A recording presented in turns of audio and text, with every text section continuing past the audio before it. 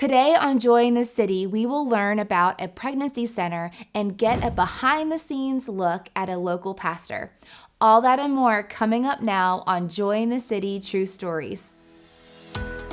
Joy in the City is a program highlighting people and organizations having an impact in our city.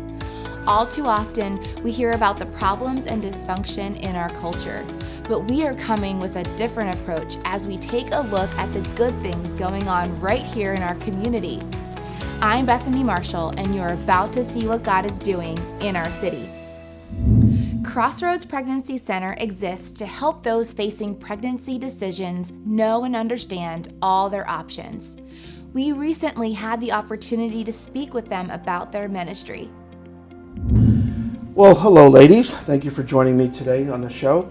We like to highlight different groups and organizations and what they're doing in our area. So there's something kind of new coming to the Altoona area, but it's not new as a whole. So why don't you start telling us a little bit about yourself and how the organization got started? Okay, well, my name is Cindy Mansberger. I'm the Executive Director of Crossroads Pregnancy Center.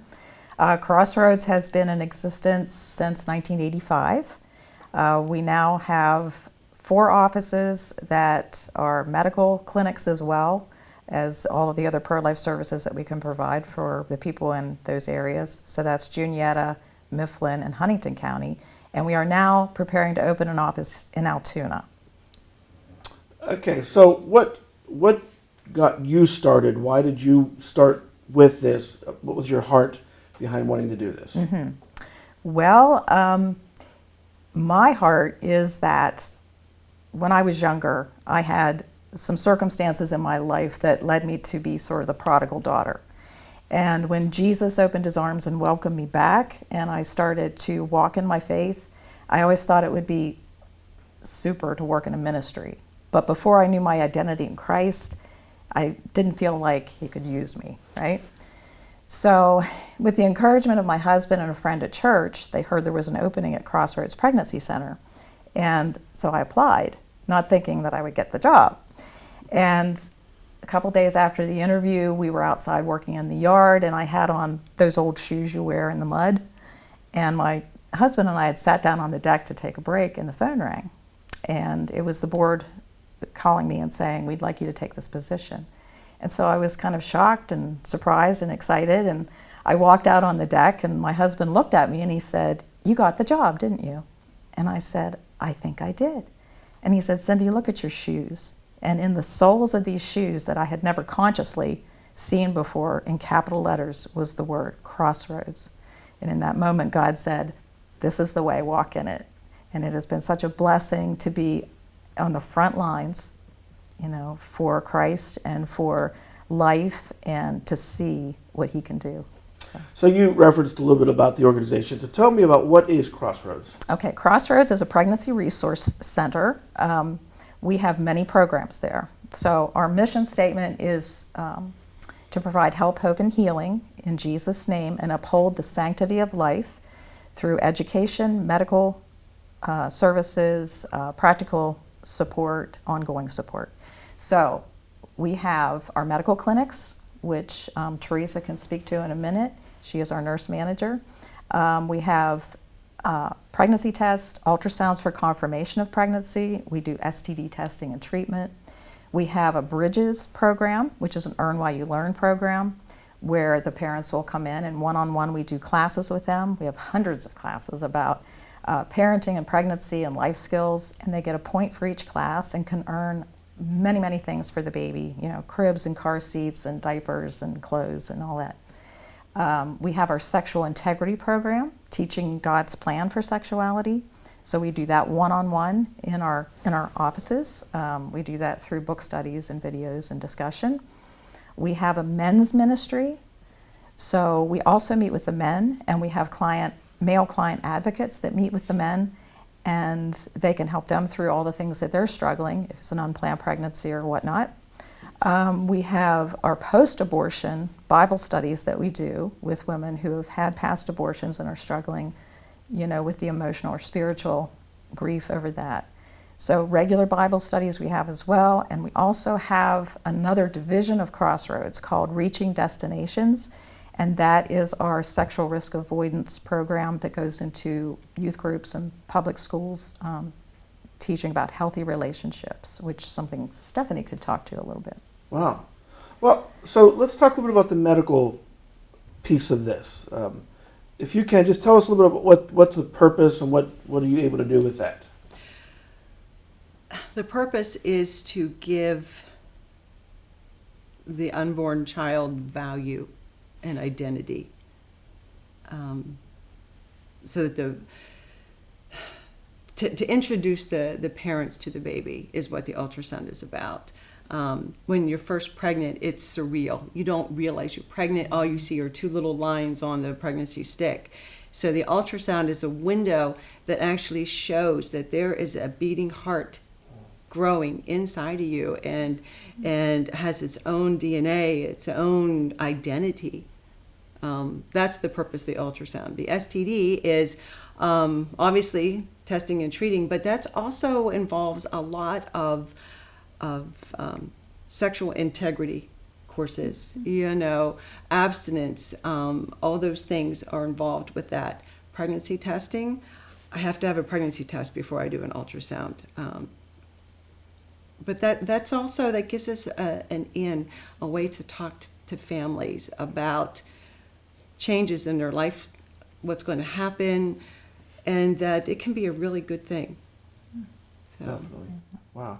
So as a faith-based show, we often look at organizations and see how the church or even individuals can come alongside organizations. So Stephanie, talk a little about what the community aspect of what you do and how we can help partner. Yeah.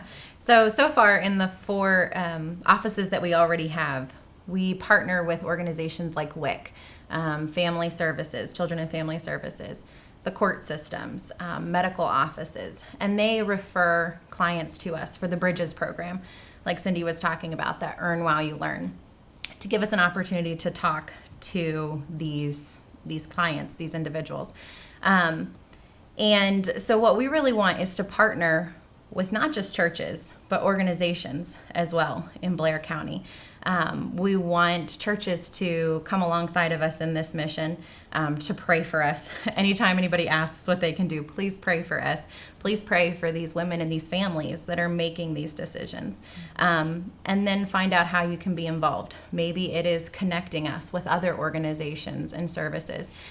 We know there's the Youth Refuge Network, and there's some other things here that we're really excited to partner with, because we truly believe the church is best when we're working together in unity. And so to be able to come together as a whole, we have more resources than to offer the clients and the individuals, so they get this well-rounded approach of help, hope, and healing.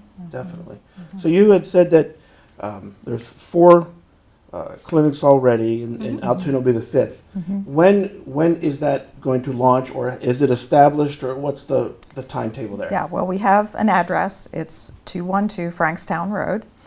We're in the process of getting it ready to open. So we're hoping the end of September.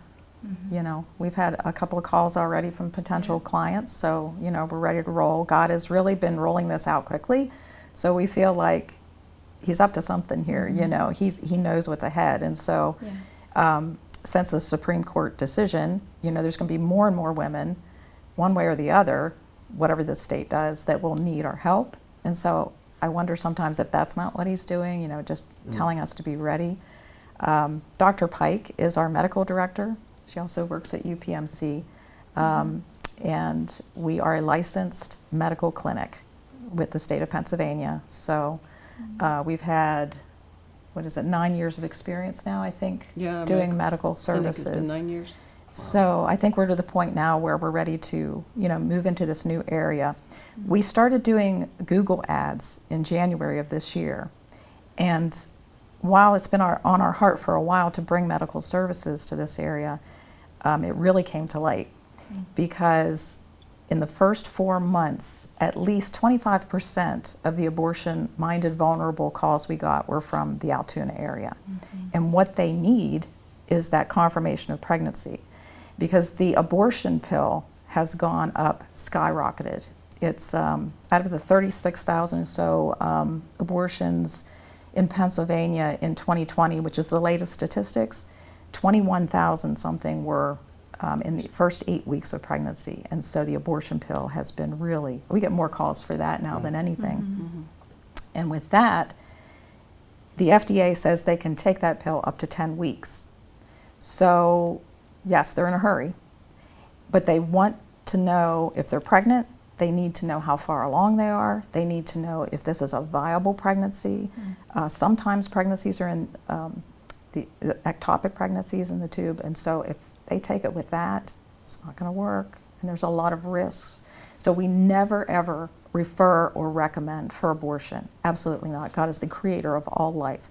So our goal is to educate and to inform so that she can make an informed decision. And if they're contemplating the pill, we have some other ways that we can give them information. You know, we can't make decisions for them. They make their own decisions. But if they're still determined to follow through with an abortion, we have some vital information, questions they should ask the provider, a way to look up the clinic they're going to see if there's anything against them legally. We always, always, always tell them that if you go through with this, we are here for you. You know, don't be afraid to come back. We're not going to judge you in this. Do we want you to do that? No, we don't. Sure. But we are here for you. And having those medical services can really make a difference a lot of the time when they can see. Well, the term pro-choice is such a misnomer because women make this choice because they feel they have no other choice, whatever circumstance, and the circumstances are always varied. So they feel like they have no choice. What people don't realize is that probably about 25% of pregnancies end in miscarriage. So if they come in, they may not have a viable baby in there, you know, and then they won't have to make this choice.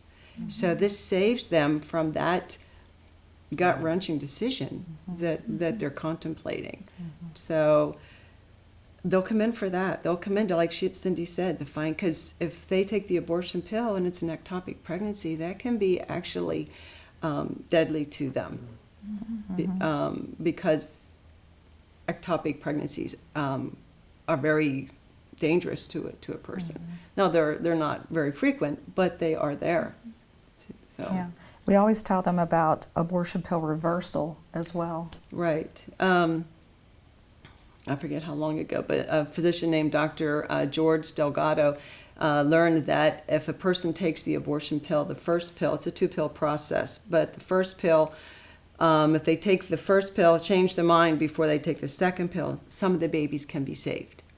If you bolus a person, flood their bodies with progesterone, some babies are saved. So far in the United States, they've saved over 3,000 babies with this process.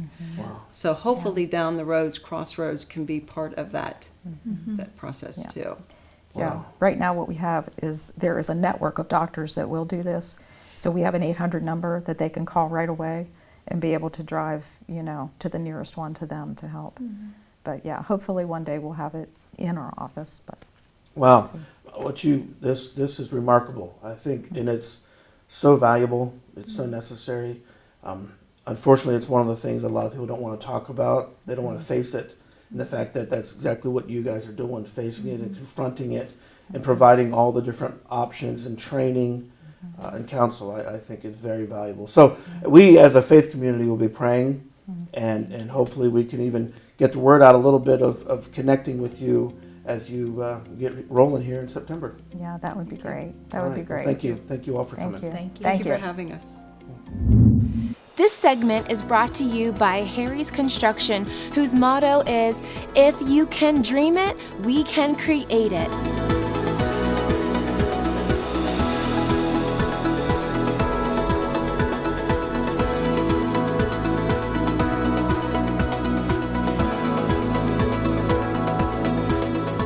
They are the kitchen and bath design experts, so call Harry's Construction for all your remodeling needs. In this segment of the Behind the Scenes Pastor, we will be talking with Pastor Jeremiah Baker.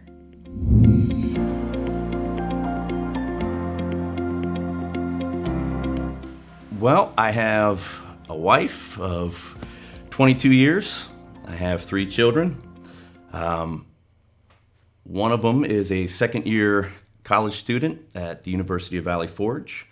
My second, he is a senior in high school now, and my daughter is she's in 9th grade now at Central High School. So family's growing up. Actually, really, my son, my oldest son at Valley Forge, he is studying to be a missionary now, which kind of goes into the line of my family as far as ministry. Of course, I've been in the ministry, for a long time now. My father was a pastor for 40 years, and so it's kind of our family right now is just locked into ministry, and it's kind of interesting how God has just kind of used our family in that direction. I graduated from Southeastern University in Lakeland, Florida, and it was right around 1999, and I was able to get a youth pastor job right out of college in Roaring Spring. And so it was in the summer of 2000, the year 2000, as I was working there. We had just gotten married, my wife and I, and we had an evangelist that came in. His name was Carl Harris, and really, when he first came in, you could sense that something was a little bit different, unusual about that time. And so the very first service we had with him on a Sunday, it just took on something of itself. And God began to move in a mighty way. I was leading worship during that time as well at the church. And so we just felt as a staff and a leadership team, as well as Carl Harris, that God was doing something special. And so we just began to continue those services. I think it was scheduled for a week, and we just kind of kept extending it. And the services grew, the people grew to where we had to move into the local high school auditorium to do those services. And so for 17 weeks, we had service every night of the week. And I was asked by a few pastors, was it difficult to do services every night of the week? Because really those services were 3 or 4 hours long. But it wasn't. It was a wonderful experience. And that really launched we started out in ministry that way. And that began to be kind of honed where we were as far as what we felt God wanted to do in us. And so 17 weeks, yes. And really, my wife and I got back from our honeymoon, and it was right away. We went right into ministry. There was no downtime. We just jumped right into it. But it was an awesome experience, and we're thank the Lord for that. And that's what we're after, even some more now.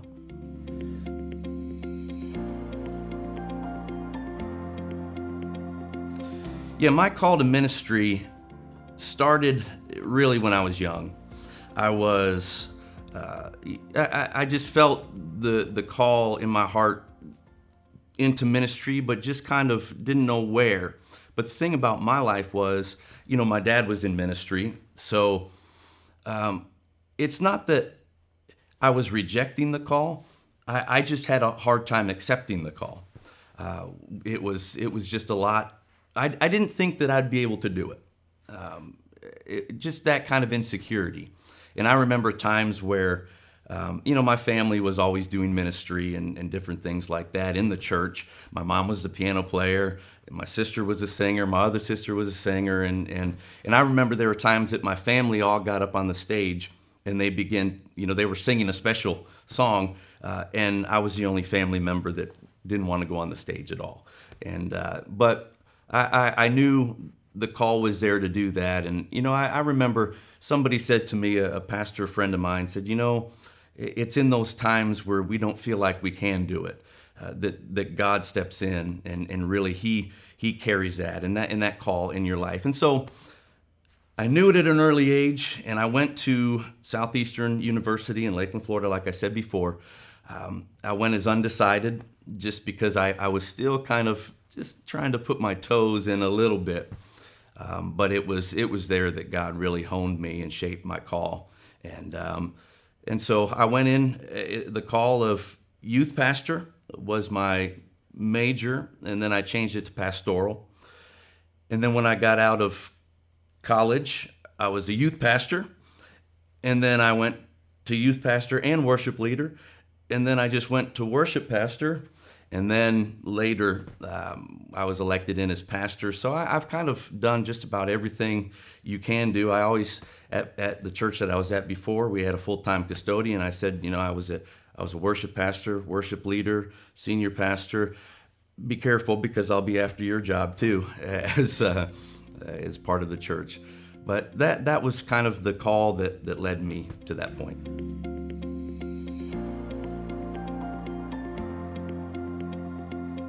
We launched Journey Church about 5 years ago. We just celebrated our 5-year anniversary this past July. I was a pastor for, in one aspect for 20 years. And I was in a denomination, the Assemblies of God. That's kind of where my background was. My father was in the Assemblies. But for us, when we knew that there was a transition coming, that we were at a church in Roaring Spring for about 20 years.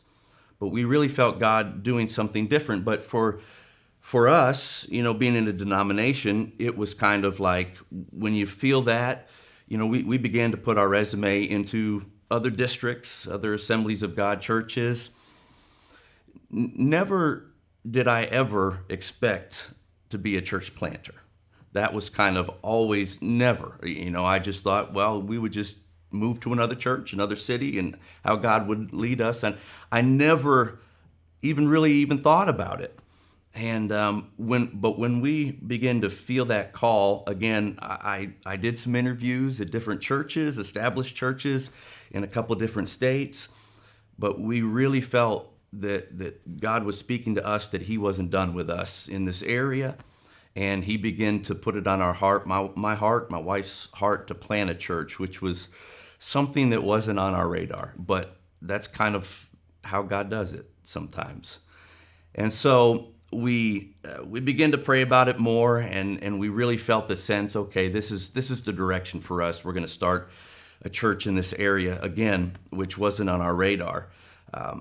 But we began to go into it where, we kind of had those questions, okay, God, we don't have a place. We don't have any people. We don't have chairs. We don't have sound system. We don't have anything. But it was amazing as we began to take these steps, and God began to lead these steps, that God began to provide every step of the way, financially, with different things and different people that came alongside of us. And I remember praying about a place to start. And so, I drove around the area that we really felt God was leading us to, which was the Hollidaysburg area, Duncansville area, maybe that side of Altoona. And so I really felt, as I drove by the Altoona Grand Hotel, that was the place that we really need. I just felt that was a place to start. And so I decided one afternoon to pull in there and talk to their leadership. And I walked into the area that has their ballroom and everything. And so I began to talk to their staff and told them who I was and what I wanted to do. And really, they told me they didn't think it was going to work out. And so I walked out and I got into my vehicle and I said, okay, God, I really feel that this is the place, but it was like door shut. And so I looked at a few other places during about 2-week period, and I was driving by there again, and I just felt, okay, now's the time to go in again. And I think they had just changed leadership of staff-wise. And I pulled into the parking lot and I said, Lord, if this is the place that I feel that you're leading, let the doors be open. And so I began to talk to the staff again, and there were a couple new people, and everything that I asked them for was a yes. Not only that, but they begin to say, well, we normally charge for this, we'll waive that charge, and this, we'll waive that charge. And so we began to step into that place, and it was set up and tear down for about 1.5 years. So while we were in there, we would just have Sunday morning service. That's all we had.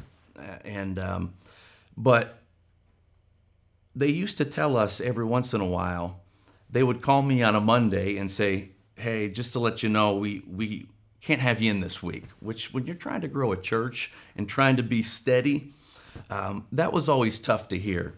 And so we would just try to get the word out as best as we could through Facebook to the people that were coming. It wasn't a large congregation at that time, but and then we would go to the casino, or we would go to the convention center, which I always really kind of enjoyed saying that we were having church in the casino, even though it means something different here. And we would have somebody stand at the door and tell people, well, we're not here this week, we're over at, this place. And so they would do that, left and right every once in a while. And I remember one Monday morning they called me and they said, there's a couple weeks that we can't have you in. And I said, okay, thinking that they were, there was a date here and a date there, spread out. And it was about 6 or 8 weeks in a row they weren't going to let us be in there. And I thought, oh no. Just a couple days before that, I got a call from a brother that was a head of the American Baptist in Pennsylvania, I believe. And he had called me a couple days before and he had said, we're closing down a church in Hollidaysburg, and I just heard about your church that's meeting, and we wanted, and he wanted to know if you wanted to look at our church, and so I just kind of put that on the back burner because I just didn't know if that was whatever. And so I had the great idea, well, why don't I call him and say, hey, do you mind us using your facility for like 6 to 8 weeks just to help us out? And so I called him and we began to talk and get to know each other a little bit. And I began to slowly say, hey, would you mind? And he just kind of stopped me there. And he said, listen, the reason why I was calling you was, he said, we closed the church down and heard about you guys, and I just felt that we would ask if you wanted to come and, kind of be in our facility for 6 to 8 weeks or so just to see if you like it. And I thought, that sounds like God right there. And so I said, sure, we'll do that. And so that's how we got started where we're at right now behind the courthouse I think it was the Hollidaysburg First Baptist Church. And we've been in there ever since. And so it was just God opening up the door again for us. That's all the time we have today. Thanks for watching Joy in the City True Stories. Let me encourage you to watch other episodes of people and organizations having an impact on our community on ABC 23 at 5:30 a.m. and 12:30 p.m. every Sunday. You can also catch us each week on our Facebook page and YouTube channel. Until then, be encouraged because God is moving in our city.